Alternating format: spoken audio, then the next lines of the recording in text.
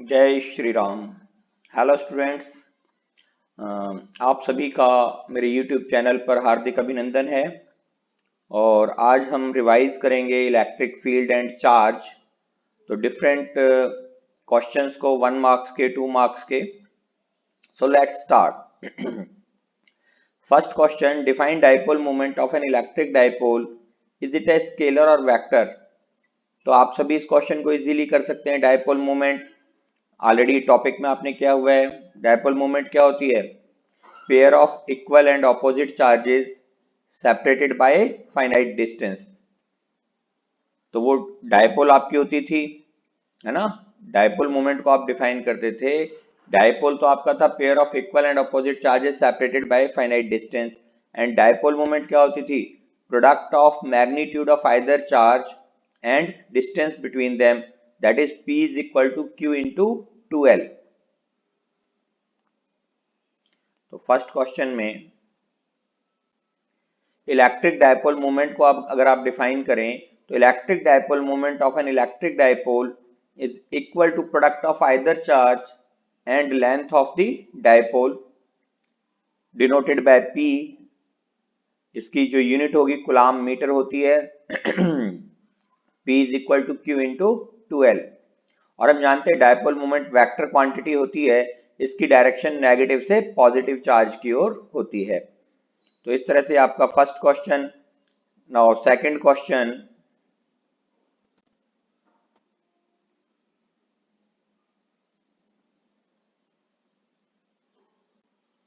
why most electrostatic field be normal to surface at every point of charge conductor। कि जो electric field lines होती हैं वो mostly normal क्यों होती हैं?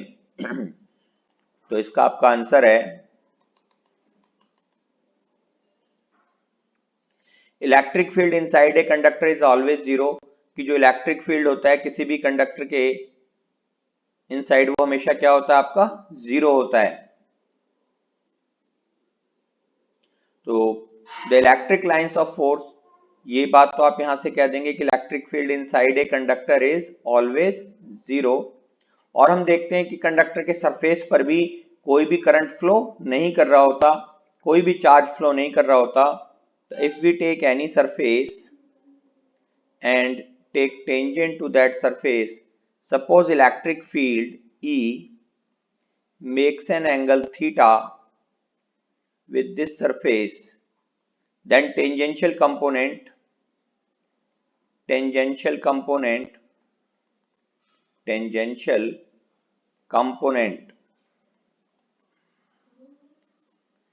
E cos theta is equal to 0 और theta is equal to 90 degree. So electric field जो होगा that is perpendicular to the surface of conductor होगा। Now next question,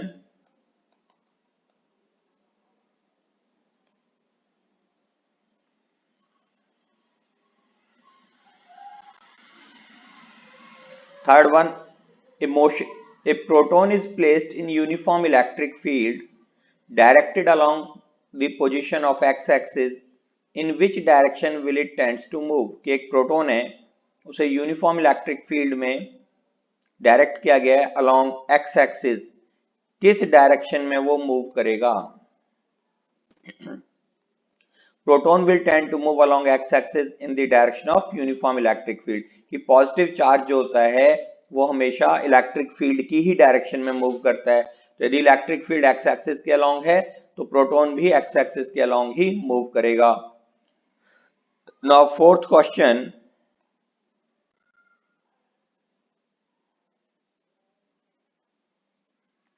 why do the electric field lines not form closed loop. कि जो electric field lines हैं वो close loop form क्यों नहीं करती?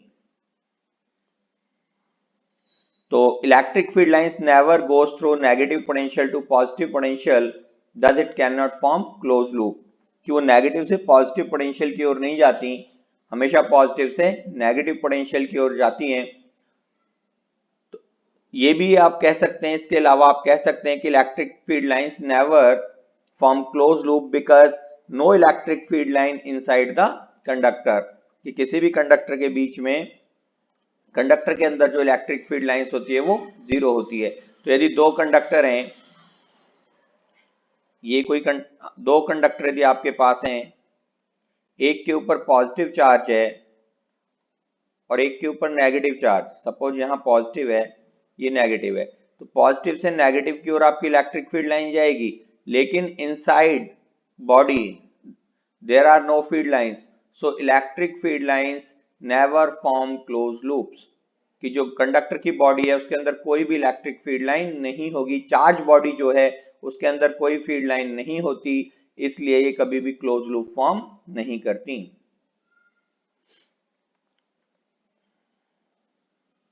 Next question,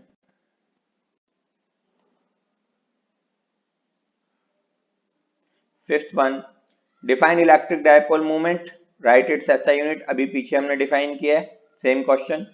sixth, in which orientation a dipole placed in uniform electric field is in stable be unstable equilibrium, किस orientation में वो स्टेबल इक्विलिब्रियम में होती है और किस में वो अनस्टेबल इक्विलिब्रियम में होती है। तो हम जानते हैं theta is equal to 0 degree के लिए वो स्टेबल हुआ करती थी और 180 डिग्री के लिए अनस्टेबल हुआ करती थी। तो for stable equilibrium angle between P and E is equal to 0 degree and for unstable equilibrium angle between P and E is 180 degree. Very important question. Next one, 2 point charges having equal charges separated by 1 meter distance experience a force of 8 Newton. What will be the force experienced by them if they are held in water at the same distance? Given K of water is 80. तो हम जानते हैं, अगर आपको dielectric constant की definition याद हो तो F naught upon F M is equal to K हुआ करता था। सेवंथ के लिए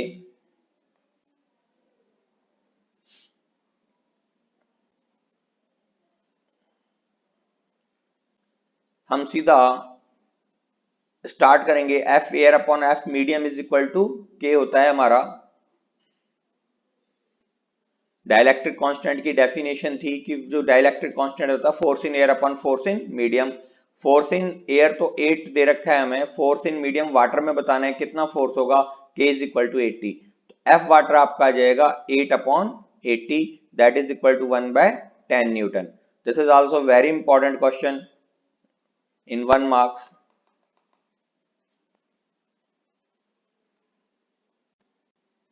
Next question,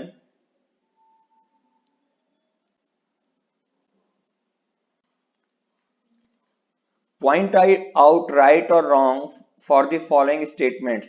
The mutual force between two charges do not get affected by the presence of other charges. ये आपका करेक्ट है, क्योंकि कूलम्ब्स लॉ में हमने पढ़ा था ना कि दो चार्जेस के बीच का जो फोर्स होता है वो किसी आउटसाइड चार्ज से इंपैक्ट नहीं होता, उसका कोई भी उसके ऊपर इंपैक्ट नहीं होता। Second, the potential due to dipole at any point on its axial line is 0, ये आपका फॉल्स है, क्योंकि हम जानते हैं पोटेंशियल जो होता है वो ओनली इक्वेटोरियल लाइन पे 0 होता है, एक्सियल लाइन पे 0 नहीं होता। Next question, 9th, a dipole of dipole moment P is present in a uniform electric field E. Write the value of angle between P and E for which the torque experienced by the dipole is minimum. कि minimum torque experience हो dipole के द्वारा। तो हम जानते थे dipole movement क्या होती है, ए डायपोल ऑफ डायपोल मूवमेंट तो P दे रखी है, वैल्यू ऑफ किसकी निकालनी, angle between P and E for which torque होता था PE साइन थीटा। तो PE साइन थीटा, तो मिनिमम वैल्यू टॉर्क की कितनी होगी, 0। तो PE साइन थीटा की वैल्यू 0, इट मींस कि जो हमारी PE साइन थीटा की वैल्यू है वो हमारी 0 हो जाएगी। PE sine theta is equal to 0 का मतलब है कि भाई sine theta is equal to 0, torque is equal to P cross C, P sine theta होता था फॉर मिनिमम टॉर्क के लिए, torque 0, P sine theta 0, sine theta की वैल्यू 0 होती है 0 डिग्री पे और 180 डिग्री पे। तो थीटा की वैल्यू 0 होगी और 180 डिग्री होगी। नेक्स्ट क्वेश्चन, 10th क्वेश्चन कहता है आपसे,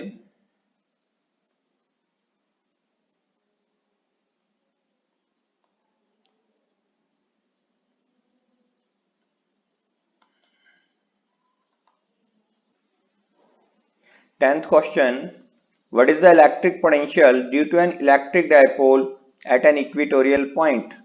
तो electric potential due to dipole at equatorial point क्या होता है, जीरो होता है हमेशा। तो इसका आंसर आ जाएगा आपका 0। Now next 11th, which orientation of electric dipole in uniform electric field would corresponding to stable equilibrium। Stable equilibrium के लिए थीटा कितना होता था हमारा, 0 डिग्री होता था। तो 11th का आंसर आप लिख सकते हैं theta is equal to 0 degree. Now 12th, two small identical dipoles AB and CD, each of dipole moment P are kept at an angle 120 degree as shown in figure. What is the resultant dipole moment of this combination? If this system is subjected to electric field in directed along positive x direction, what will be the magnitude and direction of torque acting on this? तो कोई dipole है, two small identical dipoles A B और C D हैं, each of dipole, दोनों की dipole moment P है, kept at an angle 120 degree, और दोनों के बीच जो एंगल है वो 120 डिग्री है। तो रिजल्टेंट डायपोल मोमेंट क्या होगी इस कॉम्बिनेशन की। So let's see,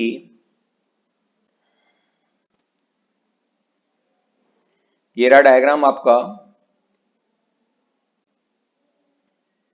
in this diagram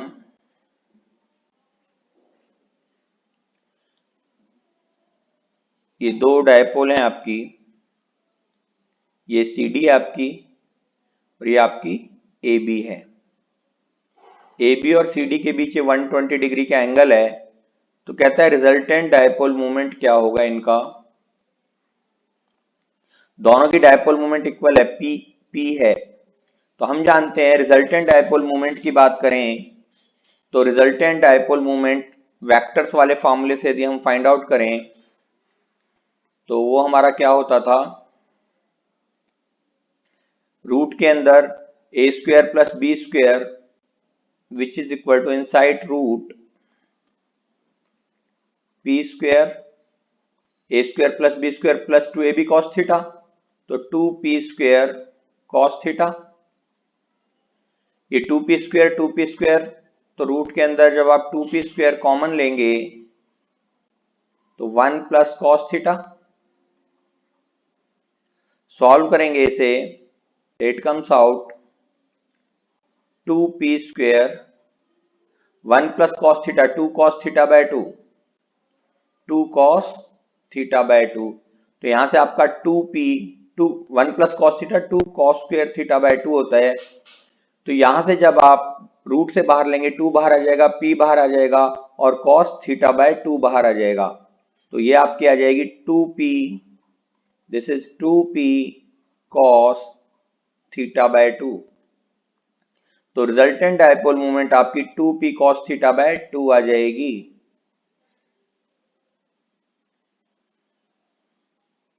तो फार्मूला हम लिख देंगे उसका, resultant dipole moment P is equal to, direct इन्होंने अप्लाई किया है 2p cos theta by 2, 2 into p, cos के प्लेस पे cos थीटा 120 बाय 2। तो ये आपका आ जाएगा 2p cos 60 की वैल्यू 1 बाय 2, तो 1 बाय 2 से 2 कैंसल, p आंसर आ जाएगा। It means resultant dipole moment जो होगी वो p होगी and PR will subtend at an angle 30 degree. तो हमसे पूछा था रिजल्टेंट डायपोल मोमेंट के बारे में, एक और डायग्राम फॉर्म किया। तो इस तरह से रिजल्टेंट आपका जो आएगा, ये रिजल्टेंट जो है इसको बाइसेक्ट करता है। तो ये अगर 60 डिग्री तो ये 30 डिग्री और ये 30 डिग्री। तो now this is our resultant. तो रिजल्टेंट क्या है, 30 डिग्री एंगल फॉर्म कर रहा है। PR will subtend angle 30 degree with your x axis के साथ।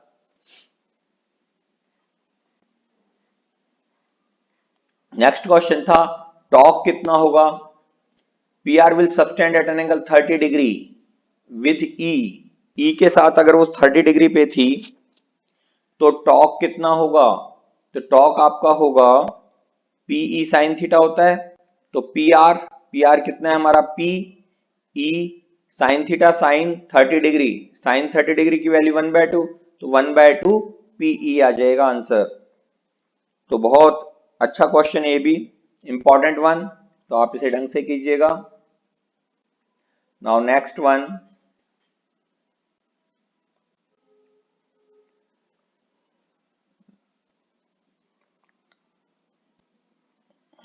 now 2 marks start. 13th, draw a plot showing the variation of electric field E,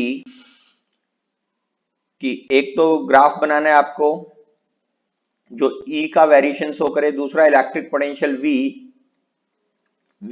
with distance R due to a point charge Q।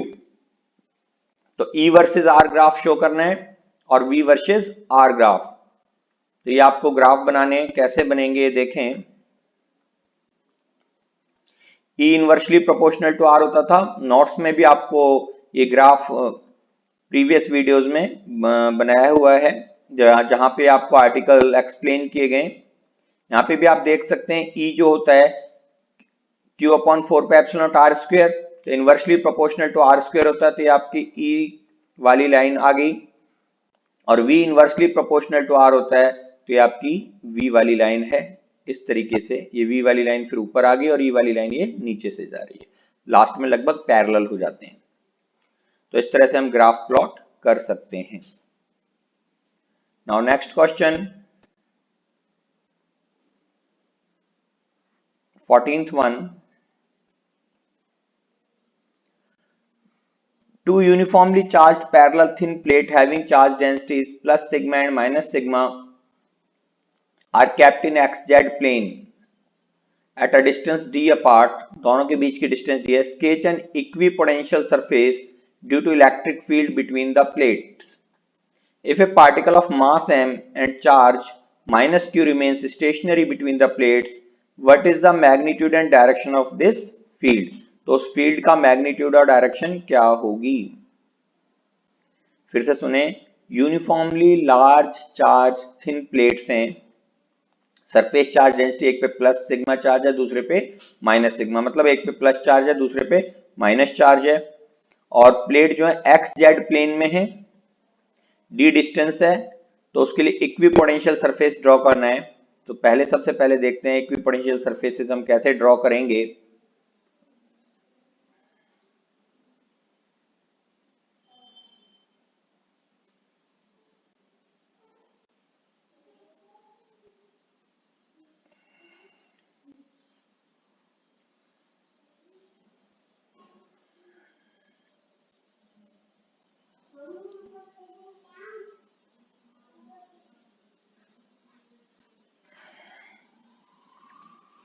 तो ये आपका equipotential surface हो गया।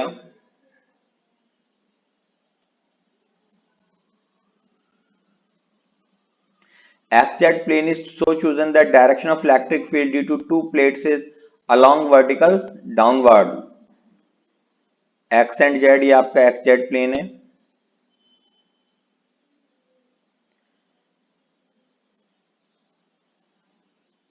तो direction electric field की जो होगी due to two plates is along vertically downward direction, otherwise weight of charge particle could not be balanced, तो वेट अदरवाइज बैलेंस नहीं हो पाएगा। और उसने हमसे कहा था 14th क्वेश्चन में, 14th में कहता था two uniformly charge parallel thin plates, to uniformly charged parallel thin plates having charge densities plus sigma minus sigma are kept in xz plane में वो थी। तो जो हमारा इलेक्ट्रिक फील्ड होता है हमेशा सरफेस के परपेंडिकुलर होता है, तो ये एक्स जेड में, तो वाई की ओर हमारा, इसकी वजह से जो इलेक्ट्रिक फील्ड होगा वो वाई डायरेक्शन में होगा।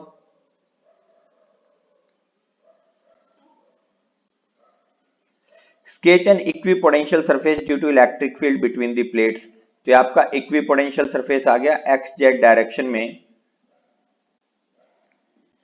If A particle of mass m and charge minus q, तो यहाँ पे कोई पार्टिकल है जिसका चार्ज जो है माइनस q है और मास m है, तो हम जानते हैं किसी भी चार्ज के ऊपर जो फोर्स लगता है वो नेगेटिव चार्ज है तो इलेक्ट्रिक फील्ड के ऑपोजिट डायरेक्शन में लगेगा, तो वेट उसका डाउनवर्ड एक्ट करेगा और उसके ऊपर फोर्स जो होगा वो अपवर्ड होगा, तभी वो एक दूसरे को बैलेंस कर पाएंगे।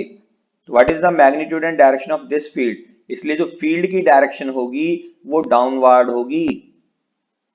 हम परपेंडिकुलर तो अपवर्ड भी ले सकते थे और डाउनवर्ड भी ले सकते थे, लेकिन उस नेगेटिव चार्ज को बैलेंस कर रहा है तो इसलिए फील्ड की डायरेक्शन डाउनवर्ड लेंगे, तभी वो उसके वेट को बैलेंस कर पाएगा। तो ये आपका प्लस सिग्मा माइनस सिग्मा, और ये आपकी यहाँ पे इलेक्ट्रिक फील्ड पॉजिटिव से नेगेटिव की ओर होता है, तो इसलिए हमने प्लेट ऊपर पॉजिटिव बनाई, नीचे प्लेट नेगेटिव बनाई, और ये इस तरह से इलेक्ट्रिक फील्ड जो होगा वो डाउनवर्ड डायरेक्शन में है। यहाँ कोई चार्ज माइनस क्यू था, उसका वेट डाउनवर्ड एक्ट करेगा, लेकिन उस पर फोर्स जो होगा वो इलेक्ट्रिक फील्ड की ऑपोजिट डायरेक्शन में लगेगा। तो हम यहाँ से कह सकते हैं जब ये दोनों एक दूसरे को बैलेंस करेंगे तो Q E is equal to M G, तो ई की value M G upon Q होगी। And this is your equipotential surface, कि इस तरीके से हम इक्विपोटेंशियल सरफेस फॉर्म कर सकते हैं। 15th सम कहता है two charge conducting sphere of radius r1 and r2 connected to each other by a wire, कि दो आपके कंडक्टिंग स्फीयर हैं वो एक वायर के द्वारा कनेक्ट किए गए, पहले की रेडियस r1 है, दूसरे की रेडियस r2 है। Find the ratio of electric field at the surface of to spheres, तो दोनों स्फीयर के सरफेस पे जो इलेक्ट्रिक फील्ड होगा उसका रेशियो फाइंड आउट करना है। तो जब दोनों को हमने कनेक्ट कर दिया तो उनका पोटेंशियल क्या होगा, सेम होगा। Now v1 is equal to v2, so q1 upon 4 pi epsilon naught r1 is equal to q2 upon 4 pi epsilon naught r2। 4 pi epsilon naught से 4 पाई एप्सिलॉन नॉट कैंसिल हो गया। q1 and q2 are charges on the spheres and r1 r2 आपकी radius थी, तो आपका आ गया q1 upon r1 is equal to q2 upon r2 और q1 upon q2 is equal to r1 upon r2। Now ratio of electric field intensity is E1 Q1 upon 4 pi epsilon naught R1 square, E2 Q2 upon 4 pi epsilon naught R2 square। 4 pi epsilon naught से 4 pi epsilon naught गया और ये आपका आ गया Q1 upon Q2 into R2 upon R1 का R2 square upon R1 square। तो यहां से हम वैल्यू रख लें, ये आपका Q1 upon Q2 into R2 square upon R1 square which is equal to Q1 upon Q2 की वैल्यू कितनी है, R1 upon R2, so R1 upon R2 into R2 square upon R1 square, R1 square से R1 cancel हो गया, R2 से R2 square, तो it comes out R2 upon R1। very important question 15th जो है, this is also very important कि to charge, इसमें हमें दो चार्ज कंडक्टिंग स्फीयर्स दे रखे हैं, उनको किसी वायर से कनेक्ट किया गया है और दोनों की जो रेडियस r1 और r2 है तो उनके इलेक्ट्रिक फील्ड का रेशियो फाइंड आउट करना था।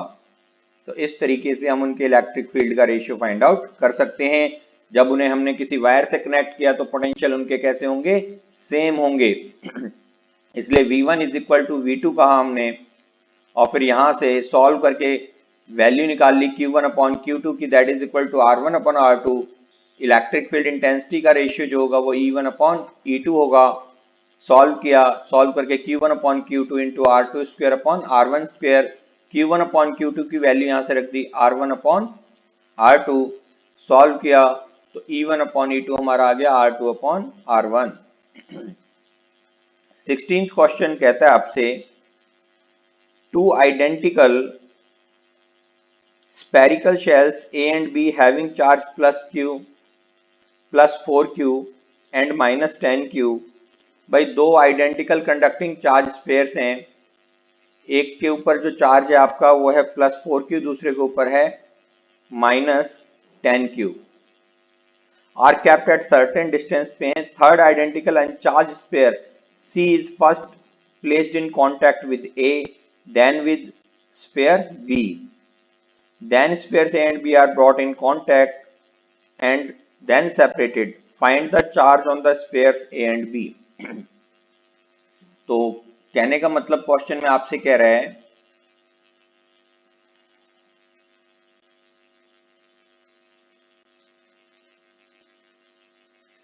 टू आइडेंटिकल कंडक्टिंग स्फीयर थे, एक के ऊपर तो आपका चार्ज है +4q, दूसरे के ऊपर है -10q, तीसरा स्फीयर है सी जिसके ऊपर +2q चार्ज है।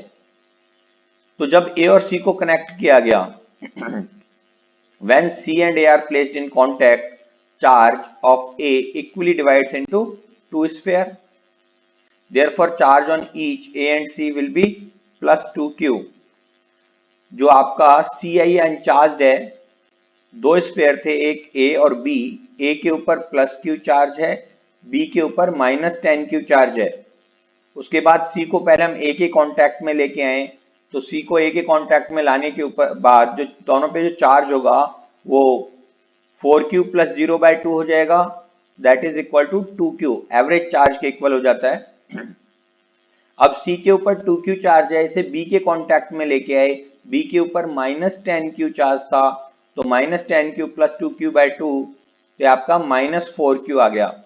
इसके बाद हमने A और C दोनों को कांटेक्ट में लेके आए, व्हेन A और B को हमने कांटेक्ट में लेके आए हम A और B को, तो उनके ऊपर जो चार्ज होगा एवरेज चार्ज के इक्वल होगा -4q + 2q/2, that is equal to -q। ऐसा क्वेश्चन एनसीईआरटी की आपकी एक्सरसाइज में भी है। नाउ 17th क्वेश्चन,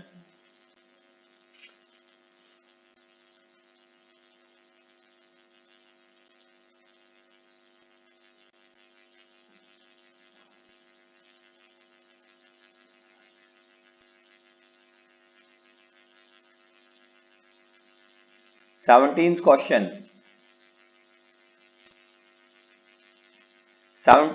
क्वेश्चन कहता है आपसे calculate the amount of work done in bringing an electric dipole of dipole movement 3 × 10⁻⁻8 coulomb per metre from its position of unstable equilibrium.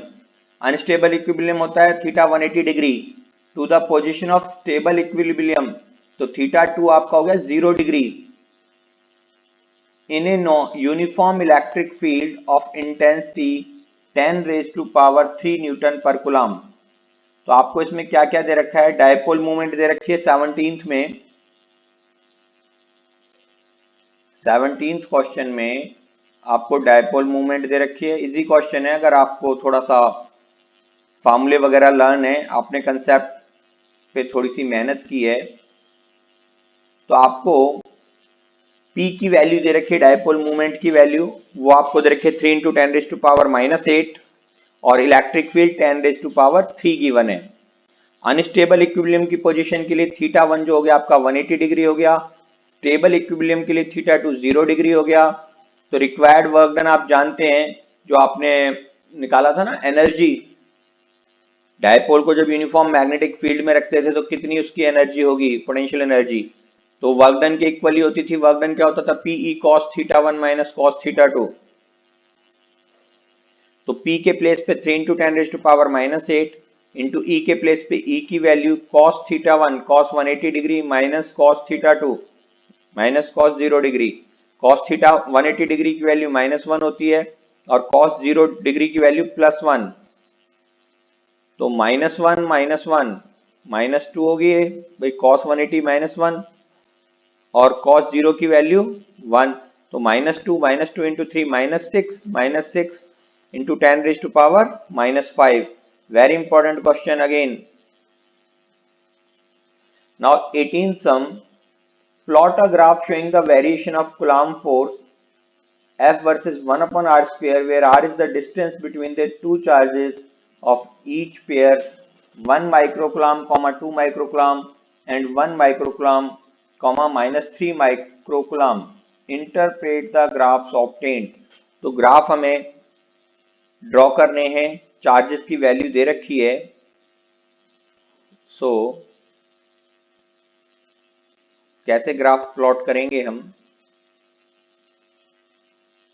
18th question,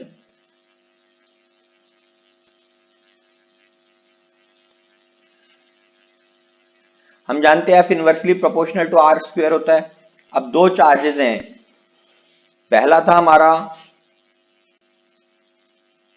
+1 -3 microcoulomb, तो Q1 Q2 magnitude product of magnitude of charge into distance between them लेते हैं। इसमें आपसे कहा गया है plot graph showing the variation of Coulomb's force versus 1/r², तो directly proportional हो जाएगा 1/r² के, भाई इनवर्सली प्रोपोर्शनल टू r² होता था, तो मीन्स एक स्ट्रेट लाइन आएगी, तो ये आपका फोर्स ये 1/r², तो इन दोनों के बीच अब कौन सा फोर्स ज्यादा होगा, Q1 Q2 की वैल्यू फाइंड आउट कर लेते हैं। इसके लिए Q1 और Q2 की वैल्यू 3 होगी, जबकि सेकंड पेयर के लिए Q1 Q2 की वैल्यू 2 होगी, तो मीन्स जिसका मैग्नीट्यूड चार्जेस का ज्यादा है उसका फोर्स ज्यादा होगा, तो इसलिए उसकी जो लाइन होगी वो थोड़ा उसका स्लोप ज्यादा होगा।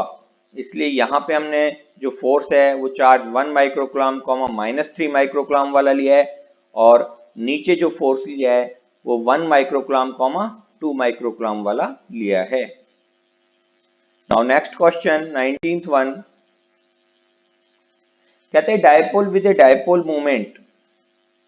19th क्वेश्चन में कहता है dipole with A dipole movement of magnitude P दे रखा है is in stable equilibrium in electrostatic field of magnitude E, stable equilibrium θ1 0 degree.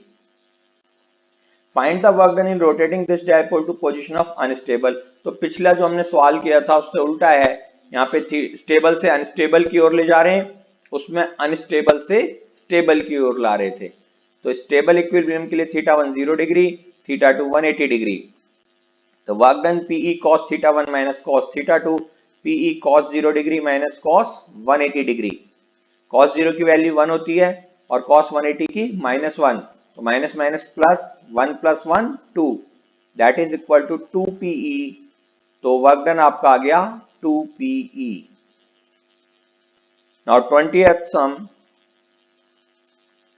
20th में कहता है dipole is present in an electric field of magnitude, E का magnitude दे रखा आपको 10⁶ Newton पर coulomb, कि डायपोल को रखा गया इस फील्ड में। कहता work done in rotating it from its position of stable to unstable equilibrium, कि स्टेबल से अनस्टेबल के लिए हम रोटेट कर रहे हैं, मतलब θ1 जो 0 डिग्री है और θ2 जो है हमारा 180 डिग्री है। तो वर्क डन जो आता है 2 × 10⁻⁻20 है। डायपोल मूवमेंट निकालना है, तो फॉर्मूला लगा देंगे W = PE cos θ1 - cos θ2। अब की W की वैल्यू गिवन है 2 × 10⁻⁻23, PE cos 0 - cos 180 degree, cos 0 की वैल्यू 1, cos 180 की -1, माइनस माइनस प्लस, तो 1 + 1 2 PE।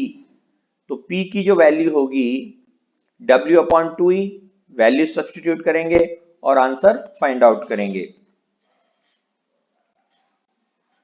Now 21st sum, deduce an expression for electric field E due to a system of charges Q1 and Q2 with position vector R1 and R2 at a point R with respect to common origin।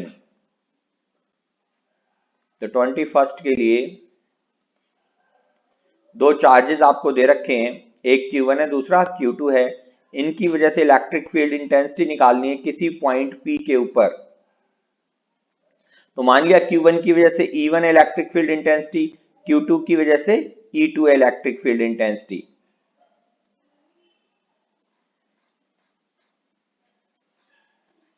Now AP की जो value होगी, भाई अब हमें हमारा charge यहाँ है तो यहां से यहां तक की डिस्टेंस निकालनी होगी AP, ये R1 है, ओरिजिन से इसकी पोजीशन जो P की जो पोजीशन है वो R सपोज कर ली।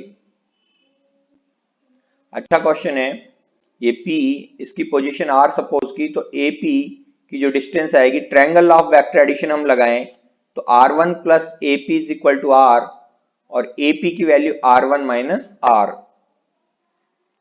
तो AP की वैल्यू AP R1 plus AP, sorry R1 plus AP is equal to R, तो AP की वैल्यू R, इधर R1 इधर आएगा तो R minus R1। Similarly BP की वैल्यू R माइनस R2 होगी। तो E1 जो इलेक्ट्रिक फील्ड इंटेंसिटी Q1 की वजह से है वो Q1 upon 4 pi epsilon not AP square, और वेक्टर फॉर्म में लिखें तो AP क्यूब आएगा यहां, AP क्यूब, और E2 जो होगा Q2 upon 4 pi epsilon naught BP। यहां AP cube into vector, actually हम क्या लिखेंगे, AP square into unit vector A लिखते हैं, तो AP square into unit vector AP वो होता है vector divided by its magnitude, तो AP cube into vector AP, और यहाँ पे BP cube into vector BP। Net electric field intensity तो E is equal to E1 plus E2, but यहां हमें एंगल गिवन होना चाहिए था। अगर एंगल गिवन नहीं है तो ये क्वेश्चन कंप्लीट नहीं है। रीजन है डायरेक्शन सेम नहीं है जो हम उन्हें ऐड कर दें, E1 प्लस E2 नहीं लिख सकते, तो ये क्वेश्चन में थोड़ी सी प्रॉब्लम है। आप थीटा एंगल लेके और इसे ऐसे ही छोड़ सकते हैं।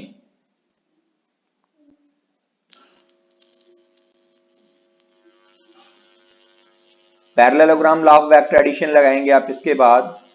यहां इन्होंने E is equal to E1 plus E2 का, उसके बाद parallelogram law of vector addition लगना चाहिए, क्योंकि हम डायरेक्ट नहीं कह सकते, हमें इस डायरेक्शन का नहीं पता इनकी कि भाई क्या डायरेक्शन है। तो E1 square plus E2 square plus 2E1 E2 cos theta वाला वर्क काम करेगा, सपोज एंगल इज थीटा, और उसके बाद उसे रूट में छोड़ देंगे। 22nd क्वेश्चन,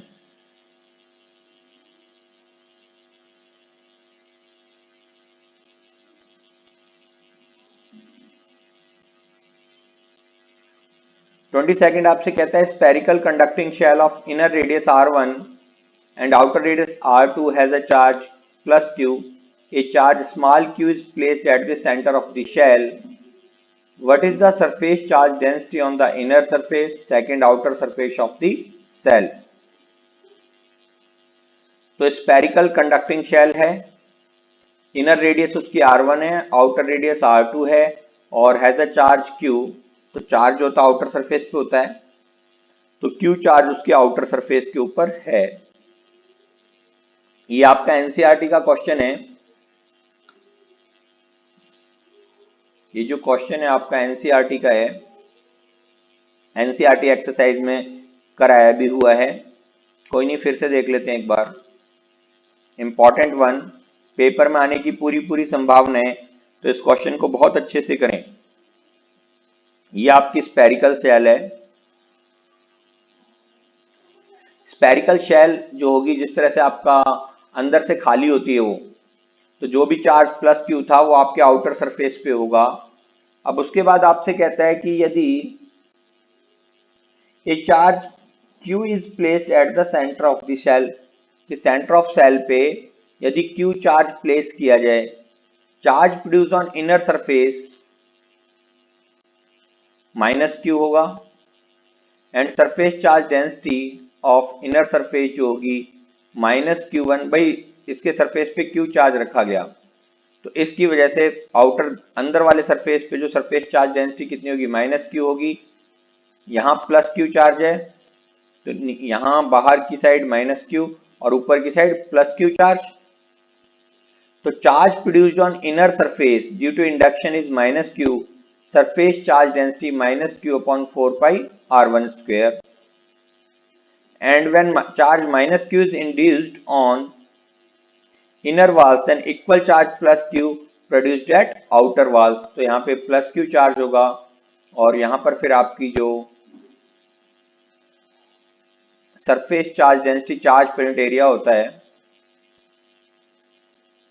तो टोटल चार्ज जो सरफेस पे हो गया आउटर सरफेस पे वो Q प्लस कैपिटल Q, तो surface charge density Q plus capital Q upon 4 पाई R2 स्क्वायर। उसके बाद आपसे कहा कि सेकंड पार्ट इसी का कहता है, right the expression for electric field at A point X कोई पॉइंट x जो कि r2 से बड़ा है, तो वहां पर इलेक्ट्रिक फील्ड इंटेंसिटी निकालनी है। तो वहां पे जो इलेक्ट्रिक फील्ड इंटेंसिटी होगी वो इस चार्ज की वजह से होगी, Q प्लस कैपिटल Q की वजह से। तो इसलिए E is equal to Q plus capital Q upon 4 pi epsilon naught x square. तो इस तरीके से हम इस सम को कर सकते हैं। इंपॉर्टेंट है, पेपर में कई बार आया हुआ है, तो आप इसे बड़े ध्यान से करें। 23rd, a dipole with its charge minus Q and plus Q. कोई डायपोल है, उसके ऊपर चार्ज है माइनस क्यू। ऑलवेज कोई भी डायपोल है minus q plus q equal and opposite charge होते हैं। Located at point 0 comma minus b comma 0। ये भी आपका एनसीईआरटी का क्वेश्चन है। तो वो 0 कॉमा माइनस बी कॉमा 0 पे है, एंड 0 प्लस बी 0, और दूसरा पॉइंट उसका जो है वो 0 कॉमा प्लस बी कॉमा 0 है। In a uniform electric field, uniform electric field में है, the equipotential surface of this field are plane parallel to Y Z plane. तो इक्विपोटेंशियल सरफेस अगर वाई जेड की हो रहे हैं तो इलेक्ट्रिक फील्ड एक्स एक्सिस के अलोंग होगा। इलेक्ट्रिक फील्ड परपेंडिकुलर होता है इक्विपोटेंशियल सरफेस के। तो डायपोल मूवमेंट जो हमारी है, देखें आप, उसके जो कोऑर्डिनेट है ये आपका वाई एक्सिस के अलोंग है। तो डिस्टेंस टोटल जो वाई एक्सिस के अलोंग होगी 2b होगी। Dipole movement p is equal to q into 2b। और हमसे उसने पूछा था torque, what is the direction of electric field first. तो इलेक्ट्रिक फील्ड तो एक्स एक्सिस के अलोंग होगा, because electric field is always perpendicular to the direction of equipotential surface. 23rd, तो आप एक बार 23rd को देख सकते हैं।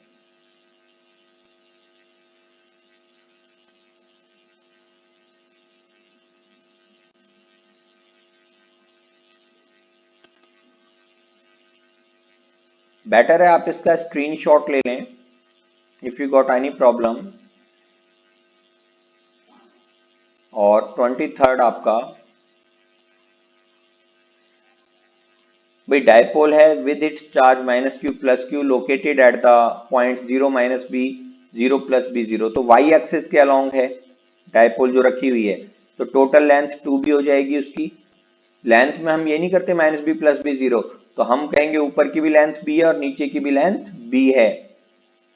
इन uniform electric field, equipotential surface आपको वाई जेड प्लेन्स में है, तो जो आपकी इलेक्ट्रिक फील्ड होती है वो हमेशा क्या होता है, परपेंडिकुलर टू इक्विपोटेंशियल सरफेस। तो वाई जेड के परपेंडिकुलर कौन सा एक्सिस है, x axis. It means electric field की जो डायरेक्शन होगी वो एक्स एक्सिस के अलोंग होगी। उसके बाद आपसे पूछा था टॉर्क। तो टॉर्क क्या होता है आपका, PE sine theta. Now we move,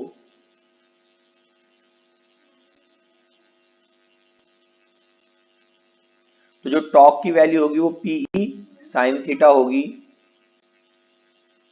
electric field is equal to into i, x axis के अलोंग है, टॉर्क पी इंटू ई। तो P जो है हमारा Q इंटू 2b J, क्योंकि y एक्सिस के अलोंग था, और इलेक्ट्रिक फील्ड x एक्सिस के अलोंग है, तो E into i. I cross J K होता है, J cross I minus K के इक्वल होगा। तो यहां से हमने इसे मल्टीप्लाई किया Q 2BE, तो 2QBE J cross I, 2QBE minus unit vector K, और मैग्नीट्यूड लें तो 2QBE हो जाएगा। या हम कह सकते हैं कि जैसे हमारा P है, P जो हमारा किसके अलोंग है, y एक्सिस के अलोंग, E x एक्सिस के अलोंग, तो x और y के बीच एंगल कितना होता है, 90 डिग्री। तो हम इस तरीके से भी कर सकते थे कि angle between P and E is 90 degree, so maximum torque PE sine 90 degree. तो वहां से टॉर्क की वैल्यू 2QBE आ जाती मैग्नीट्यूड में। Now 24th sum, the sum of 2 point charges is 7 microcoulomb. कि 2 पॉइंट चार्जेस हैं जिनका सम 7 माइक्रोकुलम है। कहता है they repel each other with a force of 1 Newton. दोनों के बीच का फोर्स दे रखा है 1 न्यूटन। व्हेन कीप्स डिस्टेंस दे रखी 30 सेंटीमीटर अपार्ट। कि दोनों के बीच की जो डिस्टेंस r है वो 30 सेंटीमीटर है, तो वैल्यू ऑफ ईच चार्ज निकालनी है। मान लेते हैं जब दोनों का सम हमें 7 दे रखा है, तो मैंने सपोज कर लिया पहला चार्ज x माइक्रोकुलाम था तो दूसरा 7 minus x microcoulomb. By Coulomb's law F is equal to 1/4 pi epsilon naught Q1 Q2 upon r square. Force हमें दे रखा था 1 न्यूटन, तो फोर्स के प्लेस पे 1 न्यूटन, 1/4 पाई एप्सिलॉन नॉट की वैल्यू रखी, Q1 के प्लेस पे Q1, Q2 के प्लेस पे Q2 की वैल्यू रखी। क्यों, अब यहाँ माइक्रो कूलम है तो इंटू 10⁻⁻⁶ दोनों के साथ अप्लाई किया हमने। नीचे जो हमें रेडियस दे रखी थी वो 30 सेंटीमीटर थी, तो 0.3 मीटर, तो 0.3 का होल स्क्वायर। इसे सॉल्व करके अब हम इसे सॉल्व कर सकते हैं और x में क्वाड्रेटिक आ जाएगी, तो उसे सॉल्व करेंगे तो x की हमारे पास दो वैल्यूज आ जाएंगी। वेरी इंपॉर्टेंट क्वेश्चन, 24th अच्छा क्वेश्चन था जिसमें हमें फोर्स दे रखा था 1 न्यूटन और दो चार्ज हैं उनका सम था 7 माइक्रोकुलम। एक को हमने x सपोज कर लिया, दूसरे को 7 माइनस x। r की वैल्यू हमें दे रखी थी 30 सेंटीमीटर, तो कह रहा था दोनों चार्जेस का मैग्नीट्यूड फाइंड आउट करें। फॉर्मूला अप्लाई किया, कॉरस्पॉन्डिंग वैल्यूज रखी, सॉल्व किया तो हमारा दोनों चार्जेस की वैल्यू आ गई। Now 25th, the sum of 2 point charges is 9 microcoulomb. कि 2 पॉइंट चार्जेस हैं उनका सम 9 माइक्रोकुलम है, बिल्कुल पिछले सम की तरह। They repel each other with a force of 2 Newton. अब F 2 न्यूटन दे दिया है, 30 सेंटीमीटर अपार्ट उनकी रेडियस है, डिस्टेंस वही, ईच चार्ज की वैल्यू निकालनी है। तो बिल्कुल प्रीवियस 24th की तरह है, वहां पे सम आपको 7 था, यहाँ पे सम आपको 10 दे दिया है। तो F is equal to 1/4 pi epsilon naught x into 10⁻⁻⁶ into second charge 9 minus x into 10⁻⁻⁶ upon 0.3 का whole square.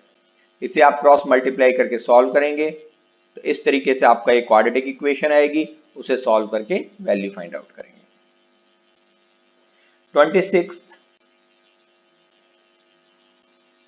Figure shows two large metal plates P1 and P2। तो दो प्लेट्स दे रखी हैं, ये P1 है, ये P2 है। यहाँ पे पॉजिटिव चार्ज रखा हुआ है और यहाँ नेगेटिव चार्ज है। P1 and P2 between two equal and unlike point charges के बीच में रखी हुई हैं, perpendicular to the line joining them. और ये जो लाइन है इसके परपेंडिकुलर है P1 और P2। What will happen to the plates when they are released. जब उन्हें छोड़ा जाएगा तो क्या होगा।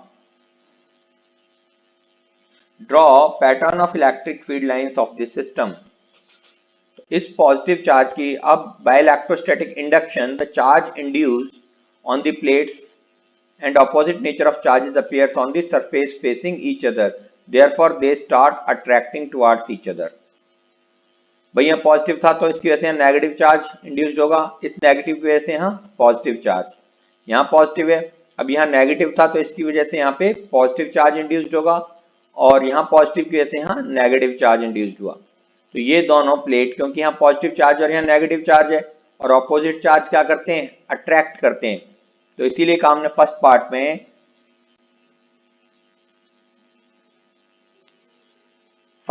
इसीलिए किया, bye electrostatic induction charge induces on the plates and opposite nature of charge appears on the surface facing each other, therefore they start attracting towards each other. वो एक दूसरे को अट्रैक्ट करेंगे और इलेक्ट्रिक फील्ड लाइंस की direction इस तरह से होगी, पॉजिटिव से नेगेटिव की ओर।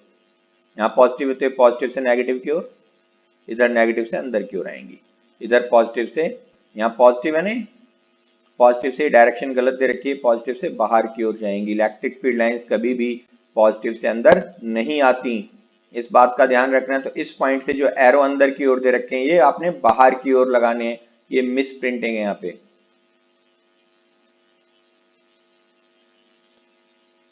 तो आई होप कि आपको ये वीडियो पसंद आया होगा।